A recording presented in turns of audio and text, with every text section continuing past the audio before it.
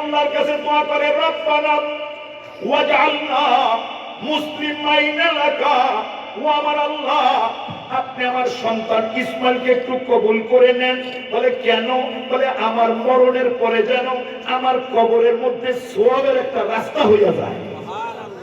ও পর্দার আড়ালের মায়েরা, সন্তানকে তো কালিমা পড়াইতে চাও না, নামাজ পড়াইতে চাও না, কোরআন পড়াইতে চাও না, ওয়াজটা মনে রাখো তোমার জন্য ভালো হবে। ইব্রাহিম নবী কিছুক্ষণ পর দোয়া করে, আল্লাহ না না আমাকে একা কবুল করেন না, ওয়া মিন যুররিয়াতিনা উম্মাতাম মুসলিমাতাল লাক, আমার পরবর্তী প্রজন্মকে আপনি কবুল করে নেন, যেই প্রজন্মের কারণে আমি ইব্রাহিম কবরে সওয়াব পাবো। আসমান থেকে জবাব আসলো, ইব্রাহিম তোমার দোয়াটা কবুল হয়ে গেছে, তোমার কোনো চিন্তা নাই। ওই যুবক বন্ধু, বৃদ্ধ বাবা, কারো একটা সন্তান যদি নেককার হয়, ওই বাবা কবরে বয়া বয়া বাহাদুরি করতে পারে। কথা ঠিক না বেঠিক? আল্লাহ ডাকতে বলে, ইব্রাহিম তোমার দোয়াটা কেমনে কবুল করলাম বুঝবানি। এই যে তাকায়া দেখো, কি দেখবা? তোমার সন্তান কি হযরতে ইসমাইল, তারেও নবী বানাইলাম। তোমার আরেক ঘরের সন্তান ইসহাক, তারেও নবী বানাইলাম। ইসহাকের ছেলে ইয়াকুব, তারেও নবী বানাইলাম। তার ছেলে ইউসুফ, তাকেও নবী বানাইলাম। এই বংশে বনি ইসরাইল থেকে 1 লাখের কাছাকাছি নবী হয়েছে। বলেন সুবহানাল্লাহ। আর ইসমাইল আলাইহিস সালামের বংশে আমার নবীরে বানাইয়া আল্লাহ বুঝাইয়া দেয়, কিয়ামত পর্যন্ত যত উম্মত আসবে এটা তোমার জেনারেশন। এজন্যই তো আমরা নামাজে পড়ি, আল্লাহুম্মা বারিক আলা মুহাম্মাদিন ওয়া আলা আলি মুহাম্মাদ কামা বারাকতা আলা ইব্রাহিম। ও বন্ধু আমার, আমাদের উপর একটু দয়া করে রহম করেন, যেমন ইব্রাহিমের উপরে আপনি রহম করছেন। ও বাবা, জেনারেশনকে আল্লাহর কাছ থেকে দোয়া করে পাস করাইতে হয়, তাহলে কবরে বৈশা বৈশা সওয়াব পাওয়া যায়। কথা ঠিক না বেঠিক? এজন্য পয়গম্বরে আরবি বলেন, তোমার জেনারেশন যদি সুন্দর করতে চাও, তাহলে জন্মের পরে মিশন শুরু করো। জন্মের পরেই বাচ্চা নিয়ে ভাবো। কি ভাববেন? 4টা কথা নবী বলছেন। বলেন কয়টা? কথা বলেন কয়টা? 4টা কথা বলছেন। 1 নম্বর, যখন সন্তান জন্ম নিবে, তখন তুমি তোমার সন্তানটার জন্য ডান কানে আযান লাগায়া দাও। ডান কানে আযান, বাম কানে ইকামত। প্রশ্ন করবেন, হুজুর জন্মের পরে ডান কানে আযান দিলে কি হয়, বাম কানে ইকামত দিলে কি হয়? হযরতের তাফসীরে হাসানের মধ্যে হাসান বসরি লিখছেন, যেই বাচ্চা জন্মের পরে ডান কানে আযান হয়, বাম কানে ইকামত হয়, আর কলবের মধ্যে আল্লাহ ঈমানের সিলমোহর মেরে দেয়। কিসের সিলমোহর মারে? আপনারা মুক্তিযোদ্ধার সিল দেখছেন, ধানের শীষের সিল দেখছেন, কত কিছু সিল দেখলেন। যখন কোন মানুষ এইভাবে কালিমার আযান তার কানের মধ্যে যায়, কলবের মধ্যে ঈমানের মোহর লাগায়। এখন তো বাপে আযান জানে না, তো সে আযান দেবে কেমনে?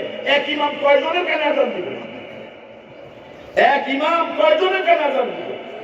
আমার একটা আত্মীয় জন্ম নিয়েছে খিদমা হাসপাতালে, আমার বউ বলতেছে জলদি মোহাম্মদের পাঠাও আমার ছেলে। কারণ কি? আযান দেওয়ার লোক নেই। কি বুঝলেন? অথচ শরীয়ত বলছে পুরুষ আযান শিখবে না, মহিলা আযান শিখবে। কে আযান শিখবে? মহিলা। বলে কারণটা কি? মহিলা কি যে গার্ডেন সিটি মসজিদে নামাজ পড়ে আযান দিব? তার জন্য না।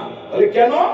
বলে এই জন্য আযান দিবে যাতে করে দাদি নানি বাচ্চা জন্ম নিলে কানের মধ্যে আযান দিয়া কলবের মধ্যে ঈমানের মোহর লাগাইতে পারে। এই জেনারেশন নিয়ে ফিকির করতে হয়, তাহলে তোমার কলব সুন্দর হয়, জেনারেশন সুন্দর হয়। কবরে ঘুমায়া ঘুমায়া বাহাদুরি করা যায়, ওটা আসল জায়গা বাবা। মরণ কিন্তু শেষ না, মরণ থেকে মানুষের জীবনের শুরু হয়। কথা ঠিক না বেঠিক? ও যুবক বন্ধু, বৃদ্ধ বাবা, আল্লাহর পয়গম্বর বয়ান করছে 2 নম্বর নবীর সুন্নাত, বাচ্চা যখন জন্ম নিবে সুন্দর একটা নাম রাখবেন। নামটা কেমন? নায়িকার নামে না, নায়িকার নামে না, নায়কের নামে না, টিভি দেখা না, সিরিজ পড়া না, নাম রাখবা রাসূলের কোরআন হাদিস মতো। কথা ঠিক না বেঠিক? আমাদের মোবাইলে টিপ দিয়া 10-20টা নাম লয়ে আগে হুজুর এইখান থেকে একটা নাম ঠিক করে দেন, আমার বিবি এটা পছন্দ করছে। বিবির পছন্দ না আল্লাহ কি পছন্দ করে তাই দেখতে হবে। আল্লাহ রাসূল বলেন হাদিসে আসছে, আব্দুল্লাহ, আব্দুর রহমান আল্লাহর কাছে সবচেয়ে সুন্দর নাম। আর তোমার কাছে তো এটা মডার্ন মনে হবে। যুবক বন্ধু, বৃদ্ধ বাবা, এই পৃথিবীতে একজন শ্রেষ্ঠ বুজুর্গর নাম তার হাসান বসরি। নাম শুনছেন না শুনেন নাই? হাসান বসরি যেদিন জন্ম নেয়, বাচ্চাটাকে কোলের মধ্যে লইয়া হযরতে ওমরের দরবারে চলে আসছেন। খলিফাতুল মুসলিমিন ওমর রে, বাচ্চার একটু নামটা রাইখা দেন, তাহনিক করাইয়া দেন, আপনার মুখের থুতু দিয়া আমার বাচ্চার খানাটা একটু শুরু করাইয়া দেন। বলে কারণটা কি? বলে বাচ্চার মুখটা যেন বরকতওয়ালা হয়। হযরতে হাসান বসরির বাবা কোলের মধ্যে নিলেন, ওমর তার দিকে তাকায় দেখে বাচ্চাটা দেখতে সুন্দর, এজন্য ডাক দিয়া বলে সাম্মুহু হাসানান, ওর নামটা হাসান রাখো, ফাইন্নাহু হাসানুল ওয়াজহি, কারণ ওর চেহারাটা সুন্দর। এই হাসান বসরির বাবা, শুধুমাত্র চেহারা সুন্দর এজন্য নামটা হাসান রাখলাম না, আমার নবীর নাতির নামও হাসান, তোর বাচ্চার নাম রাখলাম হাসান। নবী যদি হাউজে কাউসারে হাসান বইলা ডাক দেয়, আল্লাহর পয়গম্বরের কাতারে যদি তোর বাচ্চা দাঁড়াইয়া যায়, তোর বাচ্চাকে নবী ফিরাইয়া দিবে না। কথা ঠিক না রে? ঠিক। এই যুবক বন্ধু, বৃদ্ধ বাবা, 3 নম্বর আল্লাহর পয়গম্বর বলেন, বাচ্চার যখন 7 দিন বয়স হয়ে যায়, কয়দিন? 7 দিন বয়স হয়, আকিকা লাগাইয়া দাও। আকিকা, যেই বাচ্চার আকিকার সময় মতো হয়, বালা মুসিবত থেকে আমার আল্লাহ হেফাজত করে দেয়। যেই বাচ্চার আকিকার সময় মতো হয়, বালা মুসিবত থেকে মালিক দূর করে দেয়। এখন তো 1 লাখ টাকা খরচ কইরা জন্মদিন পালন কইরা ফেসবুকে ছবি দেয়, কিন্তু বাচ্চার আকিকার সময় মতো করার খবর বান্ধার নাই। এমন বাবা মাও দুনিয়ায় আছে না? না। আমাদের এই মহল্লার কথা, একজন আমাকে ফোন করছে, হুজুর বাচ্চাটা এনওসিতে আছে, বড় অসুবিধা। আমি বললাম সদকা করে দাও, সদকা করে দাও, একটা খাসি জবাই করে দাও, আকিকা লাগায়া দাও।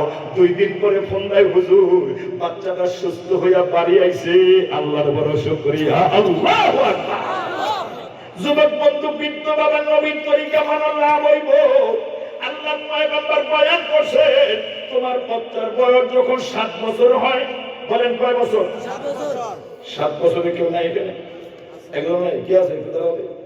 তোমার কত? 7? আসো। 10 বছরে কেউ নাই?